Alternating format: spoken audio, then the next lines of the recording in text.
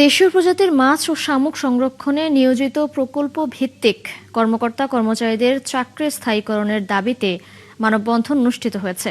রবিবার জাতীয় প্রেসক্লাবের সামনে দেশীয় প্রজাতির মাছ এবং শামুক সংরক্ষণ ও উন্নয়ন প্রকল্পের কর্মকর্তা কর্মচারীদের ব্যানারে এই মানববন্ধন হয়।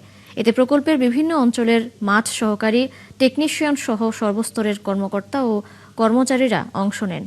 এ সময় বক্তারা বলেন, দীর্ঘ ৬ বছর ধরে প্রকল্পটি সফলভাবে বাস্তবায়নের মাধ্যমে দেশীয় মাছের প্রজনন, সংরক্ষণ এবং শামুকের উন্নয়নে গুরুত্বপূর্ণ অবদান রাখা হয়েছে। বক্তারা আরও বলেন, দীর্ঘদিন মাঠ পর্যায়ে কাজ করার ফলে কর্মীরা মৎস্য সম্পদ সংরক্ষণে বিশেষ দক্ষতা ও অভিজ্ঞতা অর্জন করেন। প্রকল্পের মেয়াদ শেষে তাদের কর্মহীন করে দেয়া হলে একদিকে যেমন বহু পরিবার আর্থিক সংকটে পড়বে, অন্যদিকে রাষ্ট্র দক্ষ মানব সম্পদ হারাবে।